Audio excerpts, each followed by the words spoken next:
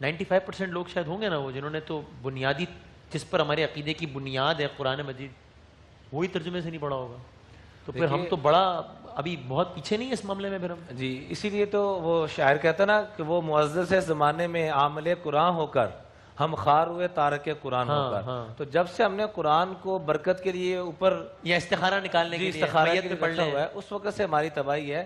حدیث پاک میں آتا ہے کہ دنیا اور آخرت کی ساری سعادتیں اگر سمیٹنا چاہتے ہیں صحابی ہیں عبداللہ رضی اللہ تعالیٰ عنہ ان کو آپ علیہ الصلوۃ والسلام نے فرمایا ان اردت عیش السعداء زندگی بادشاہوں سے اعلیٰ گزارنا چاہتے ہو ومیتۃ الشہداء موت آئے تو شہادت والی آئے والامن یوم الخوف جس دن خوف ہی خوف ہوگا اس دن امن چاہتے ہو والنور یوم الظلمات جس دن اندھیرے ہی اندھیرے ہوں گے اس دن روشنیاں چاہتے ہو والری یوم العطش جس دن سکا بھائی بہن والدین بھی پانی نہیں پلائیں گے اس دن آپ آقا علیہ الصلوۃ والسلام کے ہاتھوں سے پانی. یہ ساری ساتوں کو ذکر کر کے فرمایا ایک کام کر لینا فدرس القرآن قرآن کو سینے سے لگا لینا.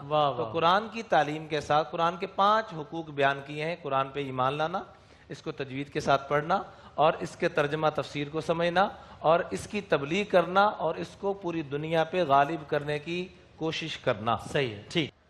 آخر میں یہ عرض کروں گا کہ ہمیں حدیث پاک میں آتا ہے کہ ساعتن یناجی فیہا ربا ساعتن یحاسب فیہا نفسا کہ روزانہ ایک گھڑی کم از کم ضرور نکالنی چاہیے جس میں انسان محاسبہ کرے کہ میں نے کیا کیا اور مجھے کرنا کیا چاہیے تھا.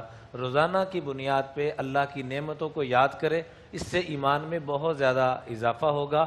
اور ایک گھڑی نکال کے دعا گڑ گڑا کے مانگنا چاہیے. حدیث پاک میں آتا ہے کہ جس نے دعا کا دروازہ کھلوا لیا اس نے رب کی رحمتوں کے سارے در کھلوا لیے. تو کچھ وقت دعا کے لیے اور اس میں کچھ وقت غور و فکر کے لیے.